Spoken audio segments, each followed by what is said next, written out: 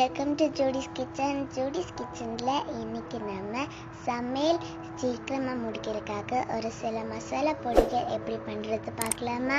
இது வரைக்கும் எங்கள் சேனலில் சப்ஸ்கிரைப் பண்ணாதவங்க சப்ஸ்கிரைப் பண்ணுங்கள். அப்படி பக்கத்தில் இருக்க பெல் பட்டனையும் கிளிக் பண்ணுங்கள்.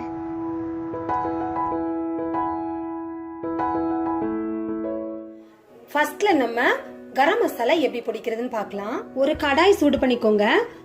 அதில் எண்ணெய் எதுவுமே சேர்க்காம ட்ரையாக இப்போ நம்ம ரோஸ்ட் பண்ணிடலாம்.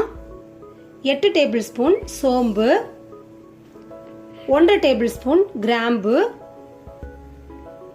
2 அன்னாசிப்பூ, 2 ஜாதி பத்திரி, 1 டேபிள் ஸ்பூன் மிளகு, ஒரு பெரிய துண்டு பட்டை, 8 ஏலக்காய். இப்போ நம்ம இது எல்லாத்தையும் சேர்த்து அடுப்பை நல்ல சிம்மில் வச்சு இந்த மாதிரி வறுத்துடலாம். ரொம்ப நீங்கள் கலர் வர மாதிரி வறுக்கக்கூடாது. அதே டைமில் அந்த வாசனை வரும் இல்லையா, அந்த டைமில் நம்ம அடுப்பை ஆஃப் பண்ணிடணும். நீங்கள் இந்த மசாலா பொடிகள் எல்லாமே இந்த மாதிரி ரெடி பண்ணி வச்சுட்டிங்கன்னா சமையல் பண்ணுறது ரொம்ப ஈஸியாக பண்ணிடலாம். ஈஸியாக சோம்பல் படாமல் நமக்கு சமைக்கிறதுக்கு நல்ல ஹெல்ப்பாக இருக்கும். இப்போ இந்த மசாலா நல்ல ஒரு வாசனை வருது. இந்த டைமில் நம்ம இதை ஒரு பிளேட்டுக்கு மாற்றிடலாம். இந்த பாத்திரத்தில் நீங்கள் வச்சிடக்கூடாது. வச்சுட்டிங்கன்னா இன்னும் நல்லா அது வறுபட்டுரும். நீங்கள் அடுப்பு அணைச்சா கூட அது வறுபட்டுரும். ஸோ இது ஒரு பாத்திரத்துக்கு நம்ம மாற்றிடலாம்.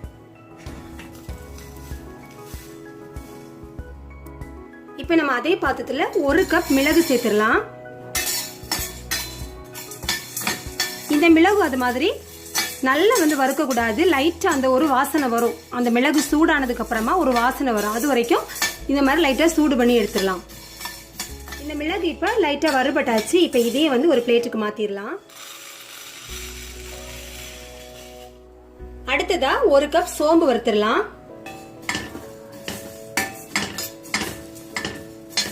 இந்த சோம்பு அது மாதிரி கலர் மாறக்கூடாது. இந்த இருக்கிறப்போ அதோட கலர் மாறாம வாசனை வர வரைக்கும் மட்டும் நம்ம வறுத்து எடுக்கலாம். நம்ம இதையும் ஒரு பிளேட்டுக்கு மாத்திடலாம். அடுத்ததா 1 கப் ஜீரகம். ஜீரகம் வறுக்கிறப்ப கொஞ்சம் கவனமா வறுத்துடுங்க. ஏன்னா ஜீரகம் சீக்கிரமா கருகிடும். ஸோ அந்த கலரும் மாறக்கூடாது.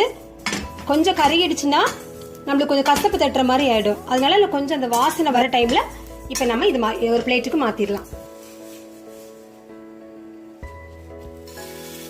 அடுத்ததா 1 கப் ஏலக்காய்.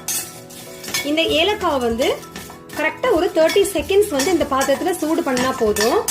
ஏன் நம்ம அந்த மாதிரி பச்சையா இதை பொடிக்கிறது இல்ல, சூடு பண்றதுன்னா உங்களுக்கு பொடிக்க வரும். அதனால ஒரு 30 செகண்ட்ஸ் இந்த மாதிரி சூடு பண்ணி அப்புறமா பொடிச்சு எடுத்துக்கோங்க.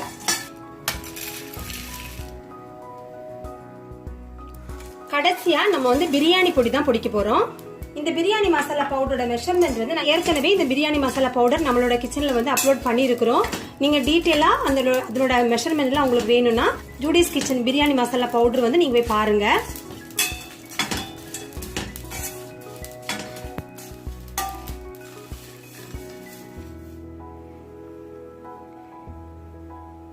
இப்போ நம்ம வறுத்து வச்சிருக்கிற இந்த மசாலா எல்லாமே நல்லா ஆறட்டும். ஆறுனதுக்கு அப்புறமா நம்ம இதை பவுடர் பண்ணலாம். நம்ம வறுத்து வச்சிருக்கிற மசாலா எல்லாமே ஆறிடுச்சு. ஃபர்ஸ்ட்ல நீங்க ஜீரகத்தை பொடிச்சுக்கோங்க. ஏன்னா மற்ற எல்லாத்துலயுமே கொஞ்சம் அந்த கரம் மசாலா வாசனை வரும் இல்லையா, அதனால இந்த மாதிரி ஒன்னா நீங்க பொடிக்கிறப்போ ஃபர்ஸ்ட்ல ஜீரகத்தை மட்டும் பொடிச்சு எடுத்துடலாம்.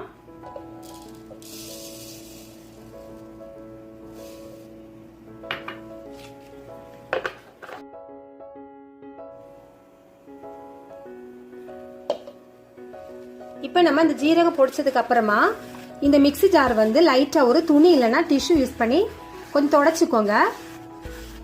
ஒரு வாட்டி ஒரு மசாலா பொடிச்ச உடனே இந்த மாதிரி லைட்டா தொடச்சி விட்டுட்டு கிளீன் பண்ணிட்டு அப்புறமா நீங்க பொடிச்சுக்கோங்க. அப்போ ஒரு மசாலாவோட வாசனை இன்னொரு மசாலால நம்மளுக்கு டாமினேட் ஆகாது. அடுத்ததா மிளகு பொடிச்சிடலாம்.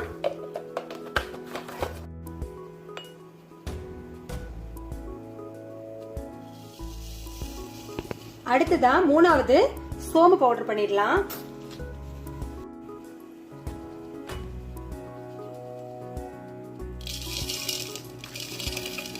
நாலாவதா கரம் மசாலாக்கு நம்ம வறுத்து வச்சிருந்தோம் இல்லையா, அதை பொடிச்சிடலாம்.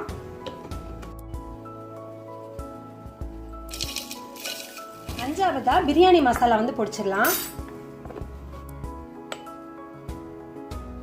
இப்போ நம்ம 5 விதமான மசாலா பவுடர் வந்து பொடிச்சு எடுத்தாச்சு. கடைசியா நம்ம பொடிக்க போறது ஏலக்காய்.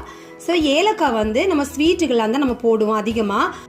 அதனால இந்த மிக்ஸி ஜார் வந்து நல்லா கழுவி இருக்கேன். இப்போ நான் கழுவி நல்லா தொடச்சதுக்கு அப்புறமா இப்போ இதை வந்து நம்ம பொடிச்சிடலாம்.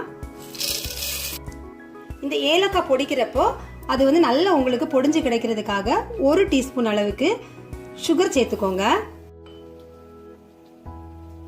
இப்போ நீங்க இந்த ஏலக்காயில சுகர் சேர்த்து பொடிச்சனால நல்ல ஒரு ஃபைன் பவுடரா வந்து நம்மளுக்கு பொடிஞ்சு கிடைச்சிருக்குது. இப்போ நம்மளோட 6 விதமான மசாலா பவுடர் வந்து நம்ம ரெடி பண்ணி நீங்க இதை வருஷத்துக்கு ஒரு டைம் இல்லைன்னா 6 மாசத்துக்கு ஒரு வாட்டி இந்த மாதிரி நீங்க வந்து ஒரு 10 நிமிஷம் ஸ்பெண்ட் பண்ணி இதை பண்ணி வச்சுட்டீங்கன்னா சமையல் பண்றதுக்கு அவ்வளோ ஈஸியா இருக்கும். அது மட்டும் இல்ல இந்த ஸ்பைசஸ் வந்து நம்ம ஃப்ரிட்ஜ்ல தான் இப்போ ஸ்டோர் பண்ணி வைக்க போறோம்.